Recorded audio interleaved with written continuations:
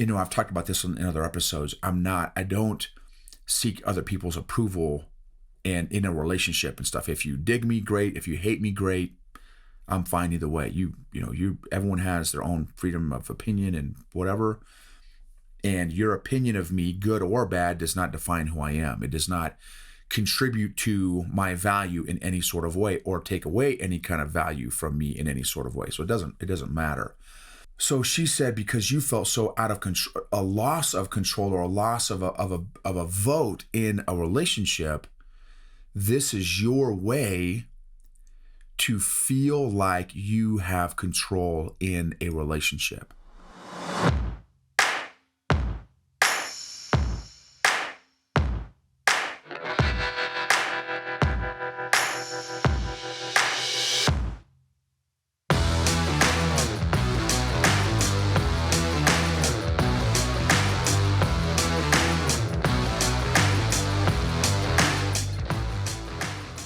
What is going on, EQ gangsters? So super excited to share today's episode because it's two big giant breakthroughs that I've had today as a result of a couple super impactful conversations.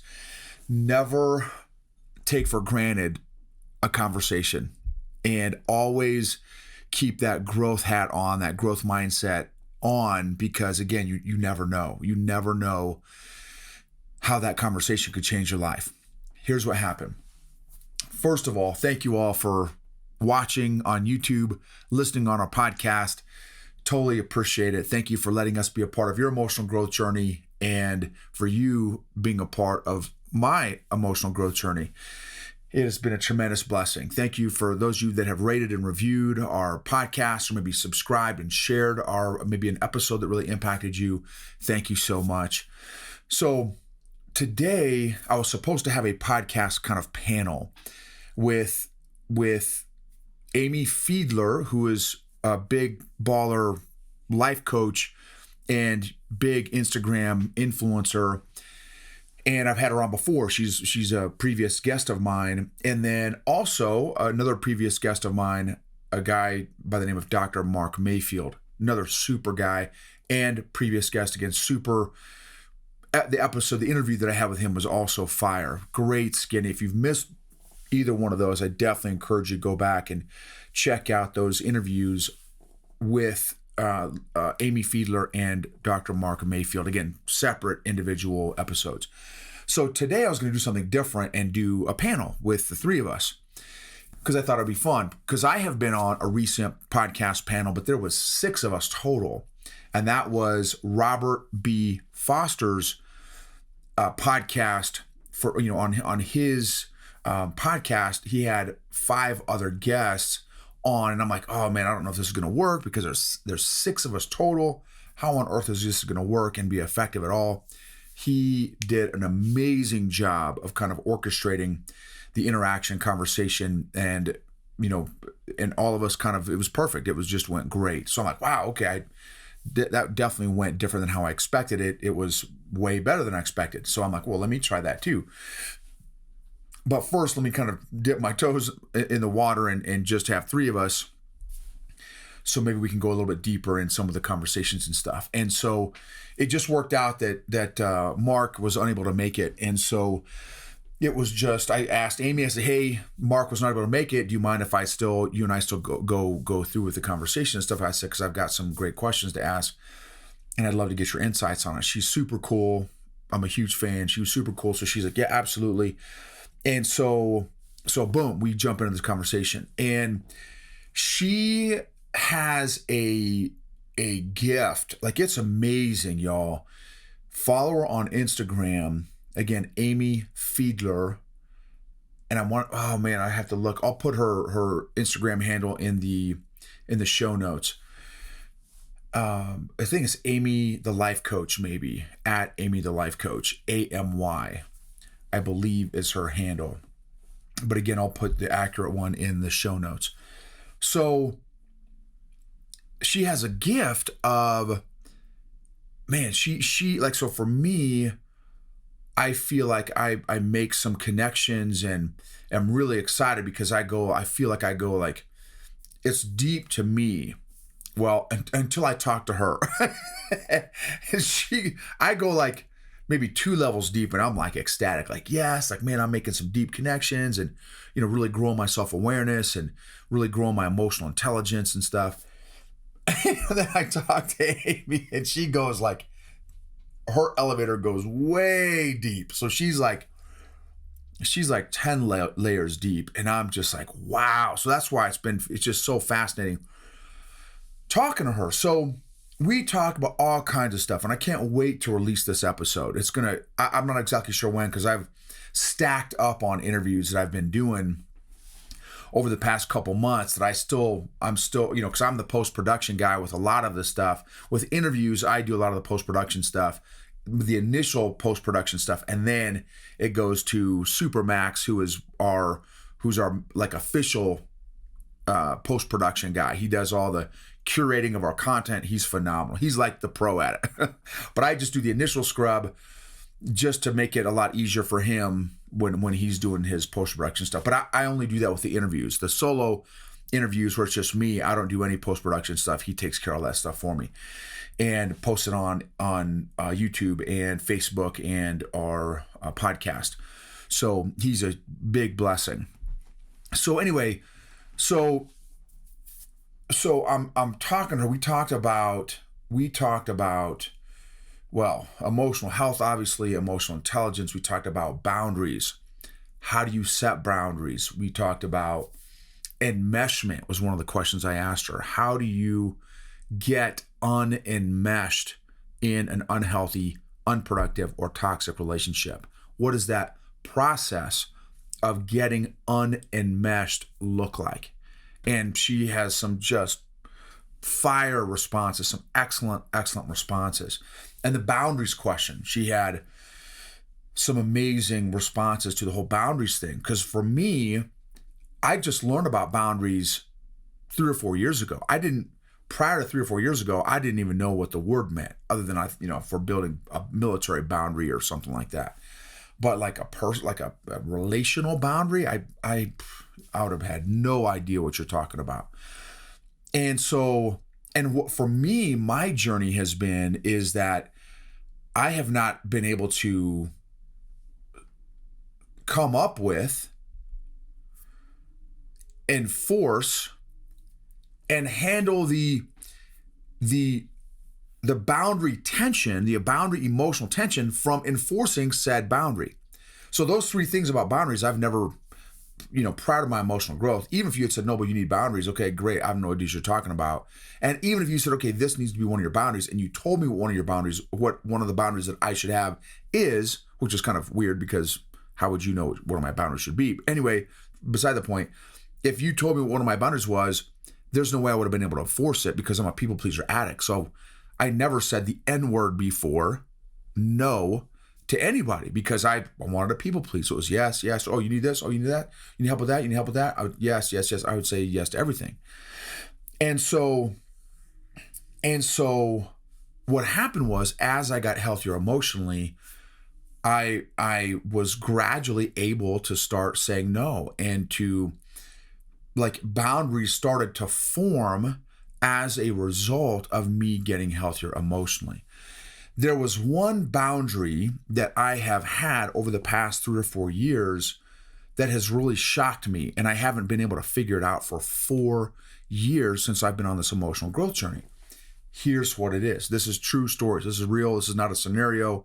This is actually how I have rolled the past 4 years, and I have not been able to figure it out. So I asked her, Amy, is there any chance you can put on your coaching hat and just help me figure this out? Because I said, I'm like on an Easter egg hunt, and I cannot figure out where this egg is. I cannot figure out the emotional origin story of this behavior that I'm doing in regards to this boundary that I've set up. I have no idea where it came from and how to manage it. And so she got all excited, right? Because her coach, she's like, oh man, so she was all excited. And again, she's super deep. Like, she can figure some deep stuff out. She's been on this emotional growth journey for probably maybe 2 to 3 times longer than I've been on, probably 8 to 12 years. She's been on this journey. I don't remember exactly. You can listen to the interview, our first interview together, and I think she maybe shares it in there. But she's been on this journey for a while. And so I said, okay, here's what happens. So the past 4 years, as I've grown healthier emotionally, let's say I've set up whatever the boundary is, and maybe I've identified it, and maybe I haven't even identified it. And if I've identified it for myself, that does not necessarily mean that I have communicated said boundary to you. A lot of nuances here in boundaries, a lot of different aspects of boundaries. There's an entire book, actually, that I highly recommend by Dr. Henry Cloud called Boundaries, a whole book on it. And it is life-changing, y'all, especially for a recovering people pleaser addict, toxic positivity, emotionally needy, emotionally codependent, right? All my emotional issues that I came from and have been working on overcoming. Highly recommend it. So there's a whole book on this stuff. So I said, what happens is, Amy, if I have this boundary, again, either conscious or unconscious, communicated or not communicated, and I feel like you have violated said boundary that has been communicated or not, I call it PNG. I will PNG you, persona non grata. It's like Latin for you don't exist. Like, I will cut you out of my life and I won't think twice about it. And it's not an emotional decision. I don't say, well, screw you. You cross my boundary, and I get all mad and angry and emotional. It's none of that. You just don't exist to me anymore. And it could be, I could have known you for a zillion years. A lot of you guys know we have been working through the emotional enmeshment of a 23-year experience in a business cult. So a lot of enmeshment in that organization, a truckload of enmeshment in that very emotionally unhealthy, toxic culture. It took us literally 3 years to get unenmeshed from 20 plus years being enmeshed. And I'm still probably working through some stuff that maybe I'm aware of or maybe even unaware of. And so anyway, so that's this boundary that I've got, this crazy, extreme, you violate a boundary of mine, and I feel like, either you don't care about the fact that you violated my boundary, or you don't try to understand where I'm coming from, or especially, this is like a guaranteed PNG, if you gaslight me, because we were gaslit for the last 3 years, we tried to communicate our concerns and issues very unemotionally, very safely, and we just got gaslit for 3 years by all kinds of people in this particular organization. And so for me, that's definitely like a guaranteed trigger off the island. So, and again, it's a very extreme response to boundary violations in my life. And I'm like, man, Amy, like, what is my deal? Why? But again, I'm not emotional about it. I just want to understand, where did it come from, and why do I do this? Why is it such an extreme for me? And it's very unemotional. There's no nothing. There's no mourning. There's no mourning the loss of the relationship. There's no more, like, it's just, the next day you just don't exist anymore in my life. And so she said, oh, okay, well, that's probably one of 3 or 4 things. And so she rattled off, oh, it could be this, it could be this, or it could be this. And she landed on number 3. And literally, as soon as the words left her lips, immediately waterworks. I lost it. I got emotional. And you'll hear the episode when the episode comes out. And she's like, oh, I think I nailed it. And I'm like, oh, through the tear, like, yeah, you nailed it. Like, she nailed it.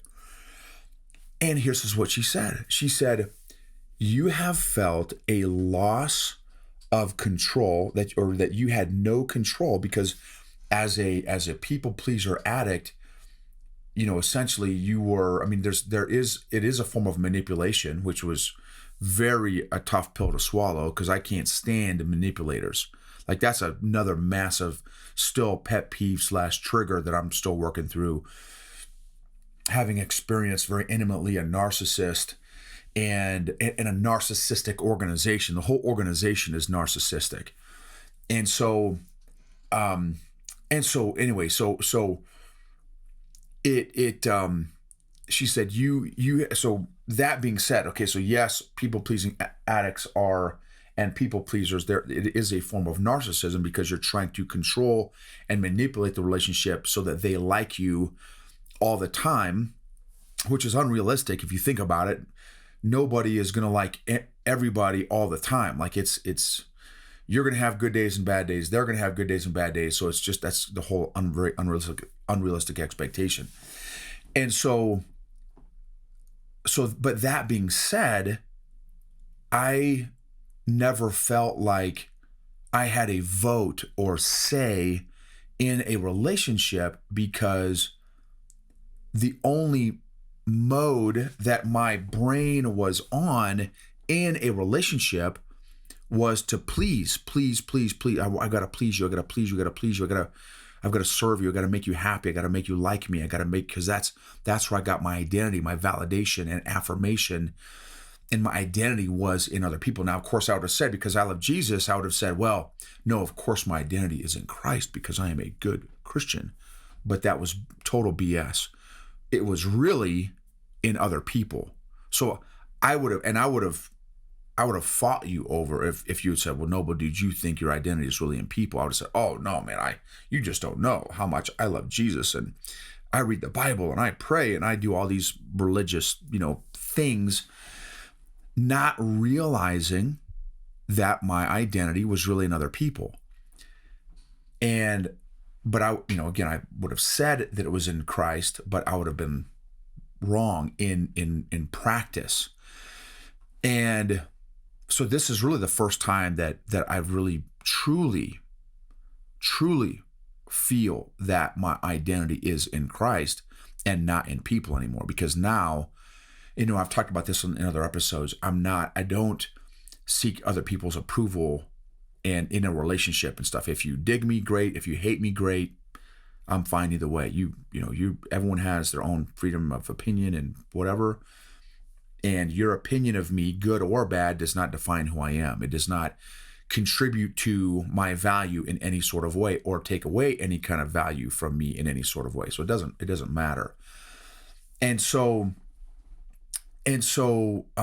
anyway, so she said, because you felt so out of control, a loss of control or a loss of a vote in a relationship, this is your way to feel like you have control in a relationship. And again, I immediately got emotional because all those years, and I've also recently told you about another big epiphany that I had about why my independence is so high. So if you missed that episode, that'll also give you a lot of insight into why I can't stand people telling me what to do, because I had a lot of that growing up as a child for my entire childhood. And anyway, that's all. Again, just listen to the episode. It'll make more sense. And it's recent. It's within the last handful of episodes. And why my independence is so high. And so because I felt so not in control and that my vote did not matter in the relationship because I was so insecure, self-hatred, self-condemnation, now I went to the complete opposite end of the spectrum and said, okay, now I have control. Now you want to violate my boundaries? Totally fine. I'm out.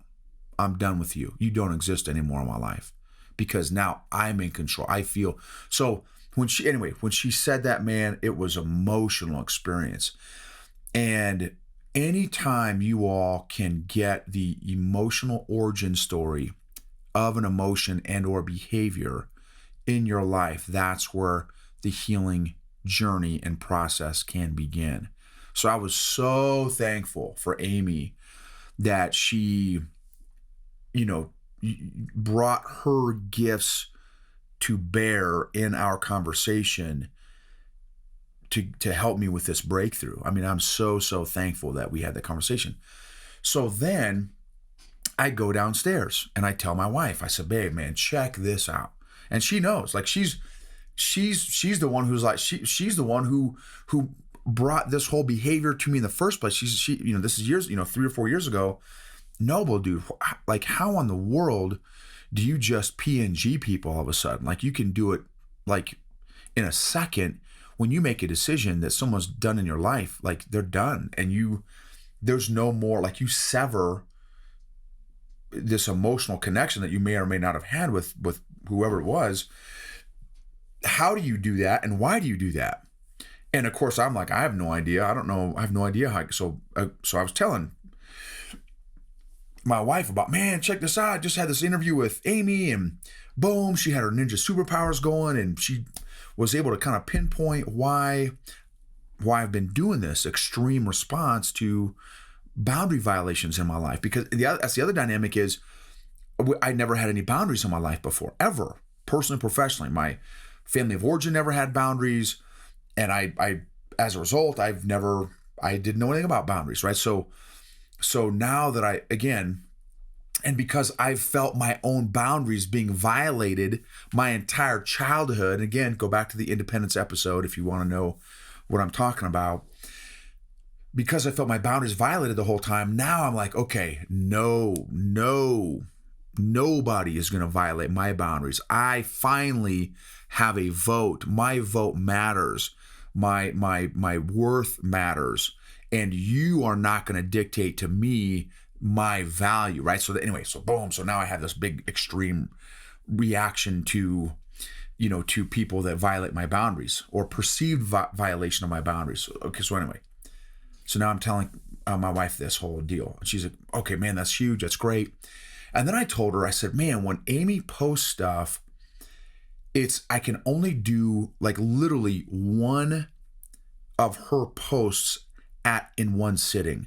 Because it's almost too deep for me based on where I'm at in my emotional growth journey. And she's like, yeah, dude, but do you know why? Like, why is that? Because she's like, yeah, Amy's got fire content, right? It's amazing content. And I'm like, I literally can't read more than one of her memes in any one sitting because I'm just like my head hurts, right? Because it's like so deep and I'm trying to. And she's like, and so then my wife says this. So my wife, one of her strengths, if you've ever read StrengthsFinder 2.0, one of her strengths is strategic. So she naturally can see these patterns, right? It just comes very easily to her. And so she's like, dude, here's why you can only take one of her posts at a time because you're doing two things at once. And I'm like, okay, what are you talking about? She's like, number one, you're trying to learn the lesson from this content, piece of content, this insight or epiphany that Amy shared. And this is not exclusive to Amy. We've found this out and discovered this about me with other folks. We took a tribes course, this big giant tribes course from Stu McLaren, he's the master on memberships. And he did a weekend event, an online weekend event. So 8 hours a day of Zoom for 3 days, basically, plus or minus a couple hours. And every single speaker, he had, a new speaker like every 30 minutes, was steak. There's no potatoes, there's no carbs, there's no dessert. It is straight 3 days of basically, let's say 5 to 6 hours a day of pure steak. And after the second speaker, my head has exploded. I'm like, I literally can't listen anymore because I can't even process anymore. It's so, I want to apply every single thing that everyone is saying, every word that comes out of the mouth, because it's all steak, right? It's all fire. And so again, so Kathy's like, dude, she's like, when you get content, you're doing two things, right? She's like, you're trying to learn what this lesson is. You're trying to understand this lesson and learn it. And you're trying to apply it in your life at the same time. You're trying to learn and apply at the same time. And I was like, oh, I mean, that was massive for me because it's frustrating. I want to be able to consume all of, in this case, Amy's content or any other great leader or, you know, a content creator that I love, if there's a content creator that I really value or dig, I don't want to have a bandwidth that like I can only handle, you know, a bite or 2 bites of the meal. I want to eat the whole meal. I want to have the emotional capacity and the intellectual capacity to consume all of it. And so she's like, no, she's like, dude, I don't do that. When I consume content, there will be one thing, because again, she's strategic, cleric melancholy or dominant conscientious for my disc people, cleric melancholy for my personality plus people, if you're into personality stuff at all. So my wife is very strategic. So she's like, dude, for me, if like there'll be one thing I'm working on in the moment. So let's say I'm working on, and I'm just going to use colors because it's going to be easier. I'm working on the color blue in my life right now. How can I add more blue in my life? And so she's like, when I read a book, when I'm watching a documentary, if I'm listening to a TED Talk, if I'm listening to a podcast, I'm only listening for blue content in their podcast, blue content in the TED Talk, blue content on the in the book. And if it's not blue, if there's red and here's yellow and here's green and orange and brown and purple and black and white, I don't care. It's irrelevant to me in that moment. I'm just looking for blue. That's all I'm looking for. She's like, so my brain auto filters the content that is getting inside me. And I'm like, well, that's just not how my brain works, because I don't know, because I'm such a hardcore learner, it feels like I'm missing something. So I'm trying to learn every single color, red and blue and green and purple and orange. And I'm trying to get every single color, learn it, understand it, apply it. What's the atomical makeup of that color? How did that color come into existence, right?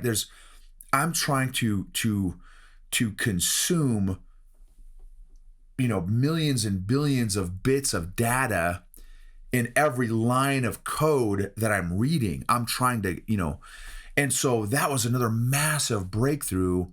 Now, in terms of a solution, I haven't figured it out yet. I don't exactly know the solution to this dynamic of how I learn, but I'm super excited that Kathy was able to give me some insight into what was happening with how I learn.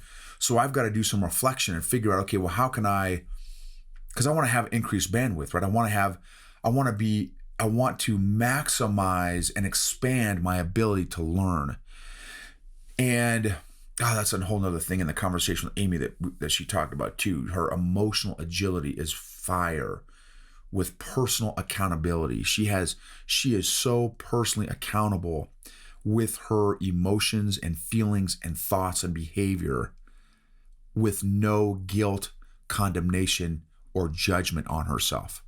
And I'm like, oh my gosh, like that is fire. Think about how emotionally agile you can be, which means how leadership agile you can be, which means how much more effective and efficient you can be as a leader, as a communicator. If you can do that, if you can, number one, hold yourself accountable, personally accountable, take ownership of your emotions, thoughts, feelings, and behaviors, real time, without judgment, condemnation, and guilt, and make those necessary changes on the fly because of your increased emotional awareness and emotional intelligence. Oh my God. So I was like, so anyway, today has just been an amazing day of breakthroughs and learning. And I'm so excited to figure out, kind of, again, do some more reflection and insights and pray and ask God, okay, God, now that we've had these big emotional breakthroughs, how can I use these insights and epiphanies to continue to grow, change, improve, evolve into a better version of me tomorrow, right? For example. So I just want to share those massive breakthroughs with you all. And I'm excited to hear your breakthroughs. What are some of your breakthroughs? Oh, there's another one I want to share with you guys about a coaching client I had. Helped her have a huge breakthrough. That's for another episode, for another day. What breakthroughs are you having? What epiphanies, what insights are you learning about yourself? What have you learned about yourself this year? That maybe be another episode too.